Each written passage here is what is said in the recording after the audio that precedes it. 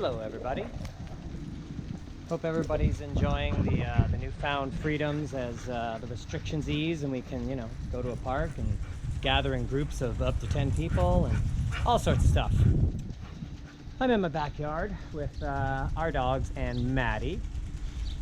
And Maddie's just in for boarding right now. And if you have a boarding business out there, I hope your business has recovered, because boarding is like, I guess you could call it my side hustle, right? My wife and I board only for previous clients. And usually we're pretty busy, as you know, this time of year. And Maddie, only dog in. And look, I suspect that's because nobody's going away this summer. Or, maybe you're going to a campground instead of taking a flight somewhere, so you've decided to take your dog with you. But that's okay. Like I said, that's the side hustle. We don't count on that money as part of our budget. That's sort of our fun money for the year. And since all the fun's been wiped out of this year because we're all going to be staying home, it doesn't really matter. But nice to have another dog in to hang out with. And as you can see over there, we put a garden in this year. And when we opened our pool, the liner had torn and the water was completely ruined from the winter. So we've got a brand new liner in, and we did it ourselves, and that took a lot of time. Now, why am I sharing all of these little anecdotes? You're probably saying, Ryan, I don't care what you're doing in your backyard. There's a reason behind that. So today I wanted to talk about just that, about time. And I'm trying to point out to you that I'm a busy guy too. I work about 65, 70 hours a week with all the private lessons I'm doing.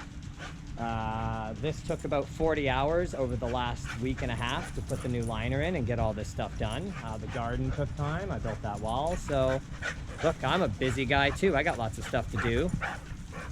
My point is, I unfortunately sometimes have to give some advice to clients, and I say, you're going to have to do this and you're going to have to do that. And I want you to do 2 structured training walks a day, try and get 30 minutes each. And then I need you to do this in the afternoon with your dog, etc., right? And they say, Ryan, I don't have time to do 2 walks in the day. Hey, I get that. Look, we're all busy, right? But if you're saying to yourself, I don't have like an hour to spend with my dog in the day, then look, if I'm being blunt about things and honest, then maybe you don't have time for a dog.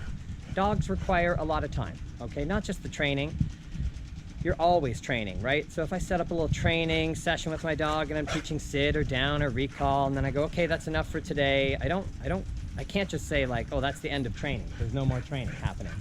Training's happening all the time. Training's happening right now. If one of the dogs does something that they're not supposed to do here, I have to notify them. I have to let them know. So I'm always giving feedback to the dogs. Dogs are always learning. Just because you stopped a training session doesn't mean your dogs aren't always learning about what they can do, what they can't do. And Maddie's sneaking under the... Hi, Maddie. Come on, sweetie. She was just trying to sneak under our deck there, but it's blocked off pretty good. But yeah, dog training and owning a dog. Let's just say that, dog ownership. If you're doing it right and you're giving your dog enough time in the day, and that's like bonding with your dog and playing with your dog and exercising your dog and walking your dog and grooming your dog here and there and feeding your dog. It's not like, I don't want to compare it to raising a child, because like I don't have kids and I don't even want to pretend like I know the amount of workload that children are. But like, this is a living creature that you're taking care of and you're responsible for. So it takes a lot of time. If you don't think you could commit, say, at least an hour and a half a day to your dog, like, I mean, directly to your dog, whether that's walking or training or some time playing with your dog, if you can't at least give your dog an hour and a half a day, I would say you're looking thin on time, and maybe a cat is better. Hey! See, Maddie was, I don't know what she was sniffing into, but I didn't like it. So like I said, always training. That's why I'm out here. I've said this before in videos. Don't just throw your dogs and leave them in the yard. That's when I get calls from people. Hey, my dog's digging holes in the yard and my dog's barking at the fence. And I go, they're doing that right in front of you, eh? And they go, no, when they're out in the yard by themselves. And I go, they shouldn't be out in the yard by themselves. Now, look, a lot of you have a dog and you say, I just opened the door and he goes and lays in the sun, and he chews on his bone, he doesn't do anything in the yard. Okay, no problem. I'm not saying you have to be in the yard with your dog if your dog's really chill and just likes to lay in the sun. But look, it would not be wise for me to throw these 4 dogs into the yard and just willy-nilly see what happens and then pop my head out every hour to see if they're alive, or maybe one of them has jumped the fence or dug under the fence. Like, So even this, man, I'm out here. I could be doing all kinds of other stuff, but I got to be out here with the dogs, and I'm going to be out here for the next 30 minutes while they're running and playing. Maybe fill up the water bowl, keep an eye on them. I got to watch Penny, right? And Penny's been doing great with other dogs, so very happy about that. All right, guys, but dog training is a lot of time, and if you don't think you can put the time in, don't get the dog. It's only going to lead to behavioral problems, okay? You've got to spend time with your dog. You've got to train your dog. You got to teach them good manners and what's not acceptable.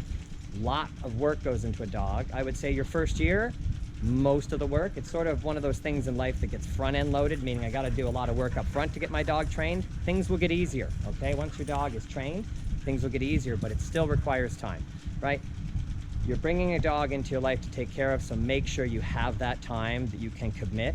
And also, dogs can get expensive with vet bills or training or anything else that you want to do, food, all that stuff. So make sure you can afford the budget, you can afford the time, and you'll be successful with your dog. But if you don't have time, if you travel too much, or you like to do things like you like to go for 5-hour bike rides and then come home and put your feet up on the couch, well then don't get a dog. It's just not appropriate, right? Dogs take lots of time, and I spend lots of time with the dogs. Okay, guys, so that's it for today. We're cresting over into summer this weekend. Can't wait. It's starting to feel like summer now, and hopefully by this weekend the pool will be warm enough and ready to dive in. Well, maybe not dive in, eh? It's only 4 feet deep, but at least jump in. All right, guys. We'll talk to you in the next video. In the meantime, enjoy some sunshine and some freedom. Get out there, have some fresh air, and now enjoy meeting with up to 10 people. All right, guys, take care.